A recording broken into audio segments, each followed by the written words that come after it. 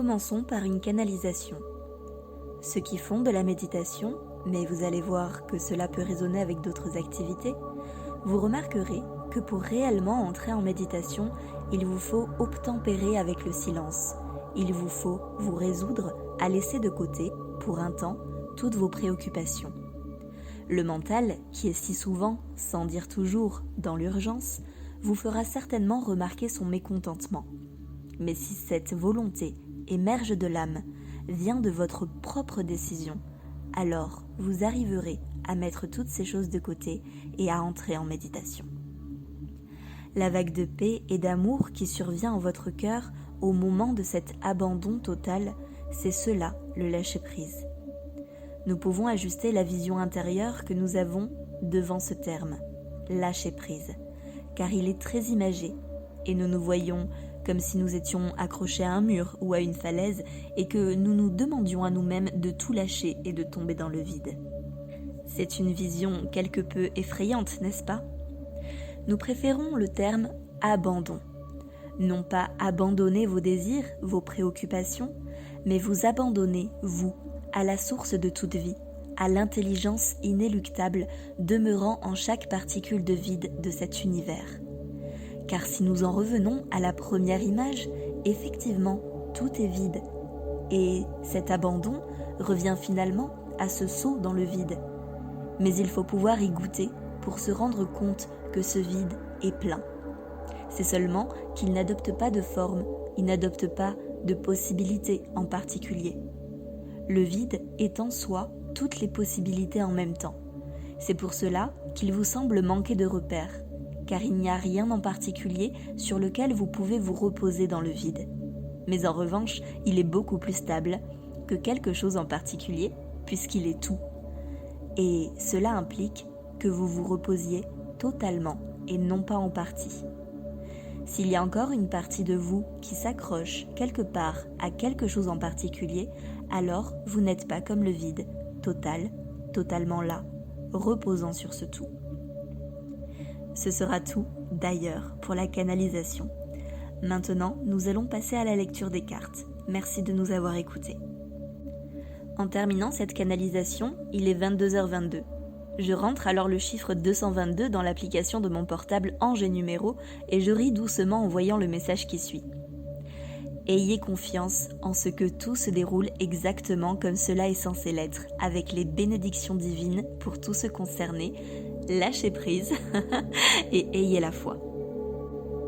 Je comprends par ce message que le lâcher-prise a grandement à voir avec la foi et la confiance que tout a un sens.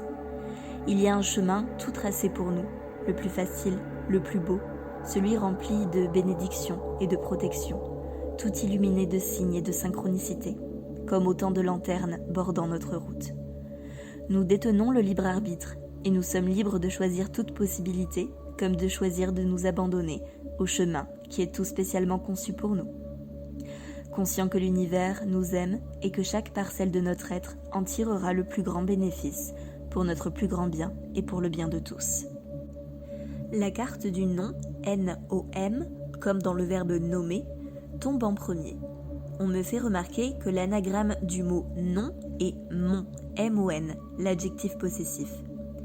Il semblerait que ce terme lâcher prise ne résonne pas pour tout le monde et qu'il est conseillé de se l'approprier. Comment voudriez-vous le renommer ? Tout à l'heure, il nous a été proposé abandon, mais cela peut être un tout autre mot. Nous pourrions par exemple le nommer dans une autre langue. En anglais, cela donnerait let go, laisser partir, c'est-à-dire libérer. Cela vibre quand même différemment, et c'est intéressant de se dire que ce à quoi nous nous accrochons est prisonnier, car alors, si nous gardons farouchement nos désirs sous bonne garde, comment pourrait-il aller délivrer l'essence de notre volonté à l'univers afin qu'il nous envoie les opportunités pour les manifester ? En espagnol, lâcher prise est déjalo ir. Là aussi, nous nous retrouvons face au même terme, laisser aller, laisser faire son chemin, laisser circuler les énergies, me dit-on. C'est une astuce, si un mot français ne vibre pas, cherchez-le dans une autre langue et laissez-vous inspirer par la vibration que comporte ce mot. La carte suivante est chemin, venant confirmer que le lâcher-prise n'est pas un seul acte, mais tout un processus. Ne cherchons pas à tout lâcher d'un coup. Commençons par ce qui est le plus facile. C'est comme un processus de dépouillement, couche par couche, pas par pas. Ce sont les petits pas qui, mis bout à bout, font les grandes randonnées. Vous pouvez regarder le sommet de la montagne, mais regardez où vous mettez les pieds. Les guides entendent chacun, et ils mentionnent que plusieurs énergies ralentissent ce processus de détachement. Certains pensent être de mauvaises personnes, et que si elles arrêtent de contrôler la situation, alors elles s'exposeront à un châtiment qu'elles pensent mériter. Sachez-le, ce chemin est amour, et le seul châtiment que vous pourriez voir venir est de vous rendre compte que vous avez mis autant de temps à vous rendre compte que vous méritiez cet amour. Mais vous en êtes là où vous en êtes, nous en sommes là où nous en sommes, et cela aussi est respecté et aimé. L'amour est prêt, il attend que nous le soyons. D'autres personnes sont dans deux énergies ambivalentes. Soit il vous est difficile de donner de peur de manquer, soit vous vous évertuez à donner sans cesse sans vous autoriser à recevoir. L'échange d'énergie est primordial dans le fonctionnement de cet univers, qui est basé sur l'abondance. Apprivoisez le pan donner ou le pan recevoir selon votre situation. Il y a encore des personnes qui sont dans la peur, une peur générale de tout et de rien en particulier. Juste de ne pas savoir ce qu'il pourrait se passer. Il y a deux pôles magnétiques sur lesquels nous pouvons nous retrouver, soit l'amour, soit la peur. Démagnétisez-vous de la peur en magnétisant l'amour. Enfin, il y a la peur de la mort et de ce que cela représente pour chacun. On me demande de tirer une carte de libération énergétique pour chacune des 4 énergies bloquées. Pour la peur du châtiment, j'ai la carte de l'ancrage. Êtes-vous réellement dans l'ici et maintenant ? Ou bien êtes-vous focalisé dans le passé ou trop projeté dans le futur ? Ce nœud énergétique a pu se former de par ce manque de présence. On vous conseille des exercices d'ancrage.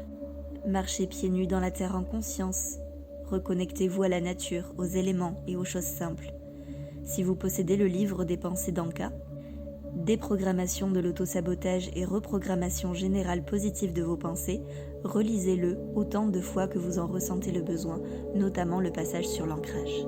S'il y a des personnes qui le désirent, je l'ai ce bouquin et je pourrai vous l'envoyer par message privé. Pour l'énergie du donner et recevoir, j'ai la carte augmentation du taux vibratoire. Afin d'élever les vibrations de tous les corps, il vous faudra axer votre nettoyage sur plusieurs aspects de votre quotidien. Tout d'abord, le corps physique. Faites du sport, de la relaxation, prenez soin de vous, mangez sainement, dormez suffisamment. Pour le corps mental, coupez toutes les sources d'émissions vibratoires négatives, les informations à la télévision par exemple, ou les séries criminelles, mais aussi les ragots, les critiques, les personnes qui vous tirent vers le bas. Soyez également concentrés sur vos pensées. Focalisez-vous sur le positif, créez un tableau de visualisation, des affirmations positives, faites des listes de projets et de buts à atteindre. Soyez dans une démarche de développement positif de vous-même. Concernant le corps énergétique, baladez-vous dans la nature, chantez, riez, soyez dans l'instant présent. Connectez-vous à votre moi supérieur, soyez reconnecté avec votre flamme intérieure. C'est la plus grande et puissante source que vous ne trouverez jamais ailleurs. Également, veillez à garder un lieu de vie où l'énergie peut circuler. Triez, donnez, jetez ce dont vous n'avez plus besoin et aérez vos pièces des objets encombrants ou rattachés à des périodes de vie négatives. Faites un grand ménage, vous en ressentirez les bienfaits instantanément.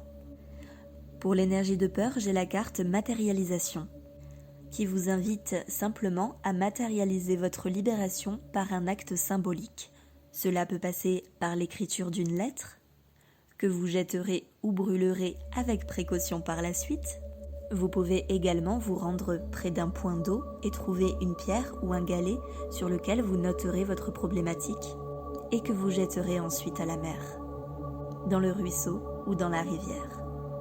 Petit conseil, jetez-le le plus loin possible. Enfin, pour vous donner un autre exemple, ce peut être une méthode de confrontation. Elle est particulièrement adaptée aux problématiques ciblées, c'est-à-dire que si vous avez identifié la personne qui était connectée à votre nœud, un ex-amoureux, un parent, un ami, etc., il vous suffira de la personnifier en la dessinant sur un papier. Ne vous inquiétez pas, le dessin n'a pas besoin d'être réel. Un simple croquis de visage sera tout aussi efficace. Ensuite, confrontez-la et dites-lui tout ce que vous avez sur le cœur. Quand vous sentez que vous êtes soulagé et plus léger, froissez le papier, dites au revoir et merci à cette personne de vous avoir permis de vous libérer et jetez le papier à la poubelle. Vous pouvez refaire ces exercices autant de fois que vous en ressentez le besoin. Et surtout, vous pouvez inventer votre propre méthode. Enfin, pour l'énergie peur de la mort, j'ai 2 cartes, le pardon et la méditation. Soit l'une ou l'autre vous correspondra le mieux, soit les deux. La carte de la méditation vous invite à régler le nœud émotionnel en utilisant la méditation, en alignant vos pensées à votre énergie. Vous allez tout simplement réguler les systèmes énergétiques et émotionnels conjointement.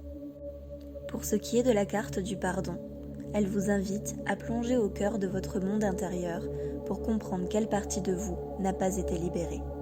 Le pardon est un acte puissant que nous seuls pouvons accorder pour notre propre libération. La plupart du temps, nous le retenons car nous pensons que laisser partir l'expérience signifierait minimiser la souffrance qui l'accompagne. Décidez en conscience que vous souhaitez voir l'expérience d'un œil neutre. Remerciez la vie de vous avoir porté une opportunité d'évoluer et accorder votre pardon à l'autre et à vous-même. Vous pouvez décider de faire votre propre rituel de pardon ou bien utiliser des méthodes reconnues telles que Ho'oponopono. Enfin, pour terminer, on nous dit qu'un lâcher-prise n'est pas qu'individuel, mais qu'il profite au plus grand bien de tous. Plus nous serons nombreux à laisser aller ces énergies bloquantes, et plus nous nous positionnerons dans un point d'ancrage, dans la confiance que nous sommes déjà réalisés, car à la bonne place, plus nous découvrirons d'innombrables possibilités auxquelles nous n'arrivions pas à accéder auparavant. Ce point d'ancrage est le présent, c'est le cadeau, c'est l'ici et maintenant. Je vous remercie pour votre écoute, et s'il vous vient d'autres mots de vocabulaire spirituel que vous souhaiteriez approfondir, je vous invite à me le signaler en commentaire. Je vous souhaite un fabuleux processus de lâcher prise.